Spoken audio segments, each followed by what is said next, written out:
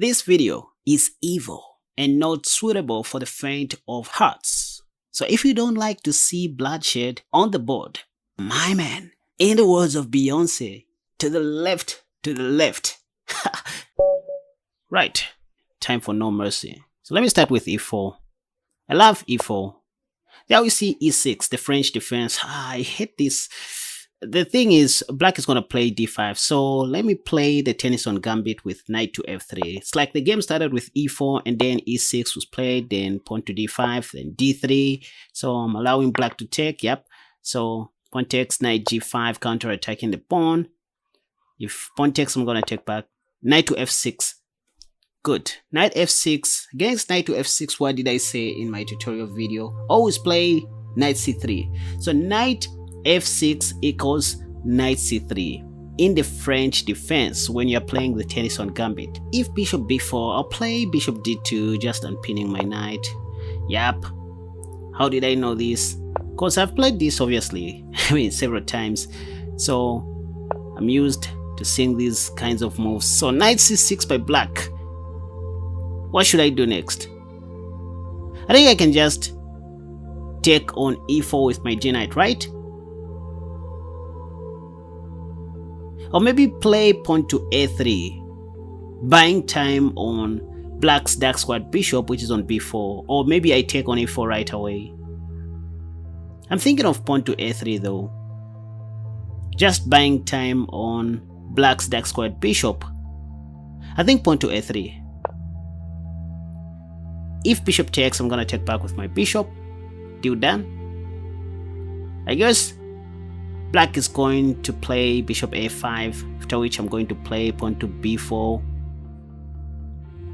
Yep, I think I have a plan now. So always take time to create a plan whenever you run out of moves or whenever you are in doubt. And that's what I did. So pawn to b4 here makes a lot of sense. Just chasing that dark squared bishop away, and knight g takes e4.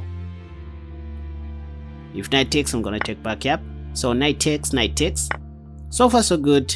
Planning to go c4, c5. There we see f5. I don't believe in this move because I have queen h5 in some lines, and there are just so many light square weaknesses that black created with pawn to f5. So I need to retreat my knight, maybe back to g3, or probably just go back to g5, right? Like, I don't see anything wrong with knight g5. After all, you're supposed to be attacking in your opponent's territory. So if h6, I have queen h5 check. Hope my opponent won't do that. Yep, so cast short. And now it's time to go h4, or maybe I play pawn to c3 first, preventing knight d4. Earlier, I was looking at c4, c5, but c3 makes a lot of sense just to prevent knight d4. Again, if h6, I always have knight f3. What is that move? e5, look at that. This guy is a 2308, but out of everything you could have done, he just chose to play pawn to e5, which is a blunder because I have queen b3 check, and this is almost over. Oh, I get it. So my opponent's rating is questionable. It has a question mark at the end, so probably this could be a new account because I just want a free rook there. Okay, not really a free rook, but I'm up an exchange. That's the right time to use. How can a full-grown bearded man lose a rook in that manner? Or is he playing with his elbows on the table because he thinks chess is that easy? Anyway, just a little joke. A bad joke. And now I'm planning to...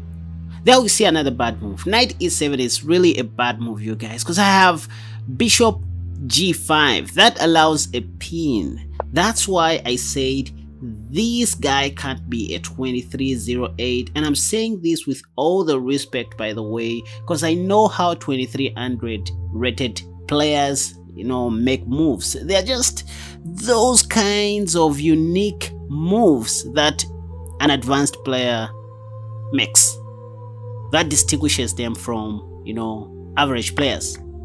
So queen takes e7 and bishop e6. And now what next? I think now it's high time for me to develop my light squad bishop, is it? Oh, there's rook e8, so I need to retreat my dark squad bishop, creating an escape room for my queen. And I'm looking forward to trading off my bishop, my dark squad bishop. So rook e8, just like I anticipated. Now queen h4. If bishop takes, okay. f4, I think let me take the bishop.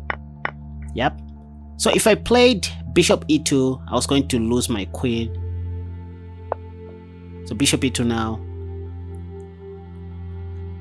I think now it's just a matter of technique. I'm running low on time, so I need to be very fast. Oh, my opponent has started playing very fast. I think he's more of a bullet player than a blitz player. I can tell from how he's making his moves very fast. And he's coming on the king side like crazy.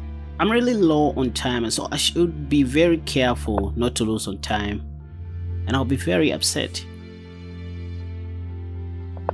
Let me give a check first. So king h7. I don't see any serious attack on the king side, honestly speaking. I don't see how black can meet me anytime soon. So I'm comfortable playing with my king on the center, like rook g2. I can hide my king if I want to. I also have a deflection on f5. So d4 first. I'll just hide my king. I think this is okay. With d4, I just created room for bishop d3 check. That's what is happening. It's nothing to do with my pawn.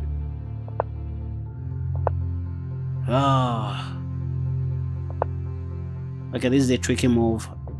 Just want to sacrifice everything and go bishop d3 check. Maybe I can manage to mate black. So bishop d3 check. Queen h8 check. Okay, take the pawn check. Yep, this is mate. What a second. Yeah, this is mate. Nice. I feel so tired of carrying my nose. But anyways, only God knows, I mean, if what I'm saying is true or not. Right, so I just want a dirty game. No need to analyze, because I already have a tutorial video on this Gambit. If you want to watch that tutorial video, you can head to the comment section and find the link to my tutorial video. Right now I'm just interested in checking my accuracy level. I mean, at what accuracy level did I play this game? Let me check. Well, 96% is such a huge accomplishment, you guys. So according to Stockfish, I played this game at 96% accuracy level, which is near perfection. And yeah, it looks like I only made one inaccuracy. I didn't make any blunders or any mistakes. Only one inaccuracy, which was knight g5. I disagree with that. Knight g5 was only a strategic move, you guys, that was intended to introduce the Tennyson Gambit against the French defense. So I don't consider that to be an inaccuracy. Anyway, let me play another game and see how things are going to turn out. And before I continue, I want to share the good news with you guys. I just created my clips channel called Casper Chess Clips, where you can find all my short funny videos that are also instructive, by the way. It is in such short videos and clips where content creators like myself try to emphasize a point instead of letting you watch the whole thing. Anyway, be sure to subscribe to this channel and also to my second channel. Right, let's continue. Another game against a 2256 rated opponent this time. Yep, again the Tennyson Gambit. So how do I become so lucky playing the Tennyson Gambit each time, you guys?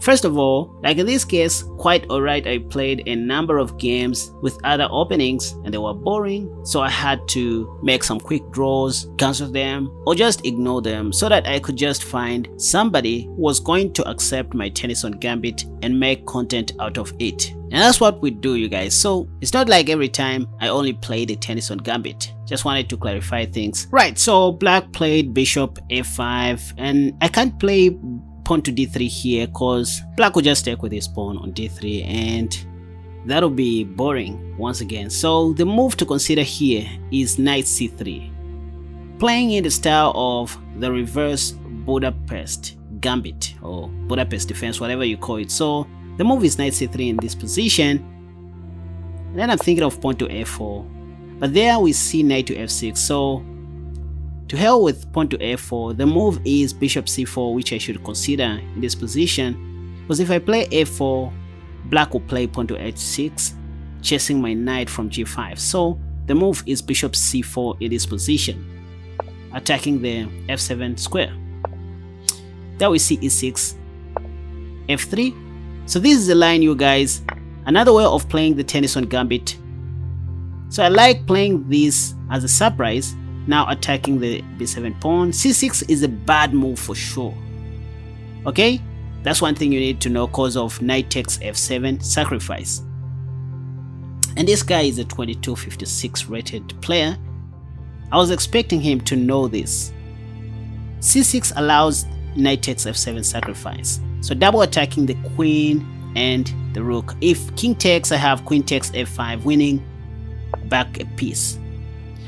Okay, that explains why my opponent has a higher rating, because he seems to know something. He just played one of the refutational lines, queen d4, which I wanted to see. Now the thing is, queen d4 attacks my bishop on c4, right? So if I want, I can take the rook, but I'll lose that bishop. I don't see any continuation after that, so let me just go pawn to d3, saving my bishop. If king takes f7, I have queen takes f5. So I think this is still playable. But there we see bishop g4. Okay, that's the problem. I like it when my opponent is doing things right. I just don't want to win by luck. So bishop g4, I think let me go queen g3. Oh, but I'm going to, okay, I'm going to lose the knight, but it's fine, it's fine. I still have, yeah, king takes f7, I still have bishop d3, sorry, bishop e3. So my justification is, I have so many open lines. I can play bishop f4 anytime, I can castle short, yep. So there we see queen d8. For example, here I can just castle short and pin black's knight on f6 to the king. Yeah, so this is my only justification. Yeah, for example, bishop d6 is a blunder, because now I can take the free bishop on g4. So you see, at times it's not about how many pieces you have, it's about how many active pieces you have. So that bishop sacrifice, or that bishop mistake that I made, you know, turned out to be more like a positional sacrifice, where you sacrifice a piece for activity. No, I'm just comforting myself. I just lost a piece there. Bad manners. Oh, I'm winning. Actually, I can go bishop takes e6 check, and then go knight g5 check, or vice versa. Bishop takes, for example, after rook takes, yep, knight g5 check, and then take the rook with my queen, yep. Right, so this is great, you guys, and that's another way you can play the Tennyson Gambit, you guys. So let me know the version of the Tennyson that you like. Is it the pawn to d3 sacrificial line, or simply the knight c3 teaming up with the last squad bishop on c4? I mean, which is this one that I played in this game? Let me know the version of the Tennyson that you prefer in the comment section down below. And hey, be sure to hit the like button and subscribe. Why do you just watch without supporting? Look, it's not just about donations. Your likes and your comments are more valuable to me than your money if you want to support these kinds of videos. And on top of that, you can also share these videos so that we can reach a larger audience out there, because that will mean a lot to me and my team, and that will just encourage us to do more of these things, these words. Let me know what you think in the comment section, and remember to hit the like button and subscribe if you haven't already, because that's what encourages me to keep on making more wonderful videos just like this one. And my E5 defense course is still on promo, and I just finished organizing the master PGN to make it easier for you guys to follow, which I'm going to include include in my complete E5 defense course, because of course we are still building it with my team. Currently we are working on the anti-Scotch Gambit repertoire for black, and then we are also going to include the 4 knights defense, the anti-Ponziani opening, the 3 knights opening, and also the anti-Gyoko Pianissimo. So this is an ongoing E5 defense course that we are working on, and there are more improvements to come in the near future. So at the moment it's almost free, of course with a small commitment fee attached for research purposes. So be sure to check it out on my channel or on my membership page that's on Patreon. You can also find it there. Right, thank you for watching this video. Until next time, let me know what you think about this game for today. Until next time, bye bye.